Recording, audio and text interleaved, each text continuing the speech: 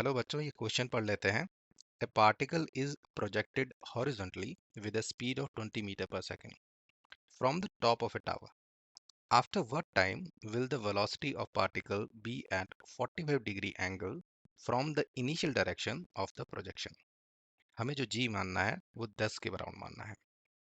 और यहाँ पर ऑप्शंस दे रखी हैं A, B, C, D, 2, 5, 4, 7 second. कितना टाइम लगेगा? की कॉन्सेप्ट क्या हो जाएगा यहाँ पर? We should know projectile motion.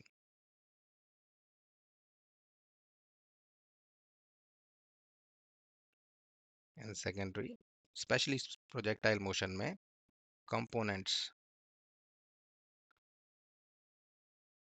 of velocity के साथ हम कंफर्टेबल होने चाहिए, आराम से उनको हैंडल कर सकें। अगर फिगर बनाना चाहें तो मान लीजिए ये टावर है, इसके ऊपर से इस तरह से प्रोजेक्टाइल फेंका गया है। स्टार्टिंग की वेलोसिटी दे रखी है, हॉरिजॉन्टली फेंका गया है, तो दिस इज 20 मीटर पर सेकंड गिवन। मान लीजिए हम यहाँ पर ऑब्जर्व करते हैं इसे, और यहाँ पर 45 डिग्री हॉरिजॉन्टल के साथ ये बना लेता है। तो मान लीजिए यहाँ पर ये इस तरह से इसकी जो वेलोसिटी हो जाएगी अब v हो जाएगी। स्टार्टिंग में मान लीजिए u थी। अब इसके कंपोनेंट जो होंगे वो कौन से होंगे? एक तो होगा हॉरिजॉन्टली, ये component, this will be called horizontal component. और मान लीजिए यहाँ पर एंगल होता है 45 degree. So this is the 45 degree angle का सिनेरियो। तो this is horizontal component, HC से लिख दिया। अब वर्टिकल कंपोनेंट देखें, तो वर्टिकल कंपोनेंट हो जाएगा नीचे की तरफ, and this will be our vertical component. अब कंपोनेंट्स के बारे में हमें जानकारी होनी चाहिए। हॉरिजॉन्टल कंपोनेंट को कैसे लिख देते हैं हम?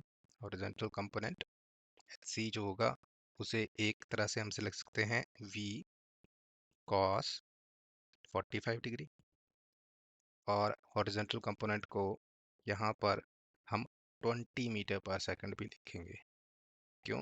क्योंकि जो हॉरिजॉन्टल कंपोनेंट होता है वो सेम ही रहता है। तो पहले हॉरिजॉन्टली अगर 20 मीटर पर सेकंड की स्पीड ऊपर से यहाँ से दी गई है, तो वो यहाँ पर भी सेम ही रहने वाली है, क्योंकि ग्रेविटी यहाँ पर हॉरिजॉन्टल कंपोनेंट को इफेक्ट नहीं करती। सो ये हमें चीज़ पता है। अगर वर्टिकल कंपोनेंट की बात करें तो वो हो जाएगा नीचे की तरफ, तो वो हो जाएगा v साइन 45 डिग्री। और भी किसी तरह से लिख सकते हैं।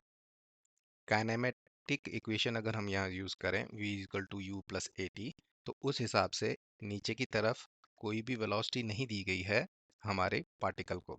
तो हमारा जो स्टार्टिंग वेलोसिटी होगी u प्लस ए टी के हिसाब से अगर लिखना चाहें इसे, तो जो स्टार्टिंग की वेलोसिटी होगी वो तो जीरो ही होगी, नीचे की तरफ कोई वेलोसिटी नहीं दी गई है। एक्सेलरेशन कौन सी होगी नीचे की तरफ? वो होगी हमारी ग्रेविटेशनल एक्सेलरेशन। तो g वैल्यू आ जाएगी, and t we don't know, यही हमें निकालना है। तो ये भी जानकारी हमें मिल गई। तो यहाँ से दो इक्वेशन मिल सकती है। हॉरिजॉन्टल कंपोनेंट को देखें तो v cos 45 हो जाना चाहिए इक्वल 20 मीटर पर सेकंड के। और अगर कंपेयर करें vc की इक्वेशंस को, तो v sin 45 डिग्री हो जाना चाहिए equal g multiplied by t के। डिवाइड कर लेते हैं इन दोनों को डिवाइड कर लेते हैं, तो v से v कैंसिल हो जाएगा और ये हो जाएगा tan 45 degree is equal to g t divided by 20। tan 45 1 होता है, तो 1 बराबर हो जाएगा जी टी डिवाइडेड बाय 20। 20 को दूसरी साइड ले जाते हैं और g नीचे चले जाएगा। तो t के लिए एक्सप्रेशन निकाल सकते हैं हम टाइम के लिए, दैट विल बी 20 बाय जी। जी हमें यहाँ बोला है हमें 10 लेना है, तो 20 बाय 10 क्या हो जाएगा? 2। तो हमारा जो टाइम होगा वो 2 सेकंड का आएगा। तो यहाँ पे जो ऑप्शन ए है वो करेक्ट है। Thank you.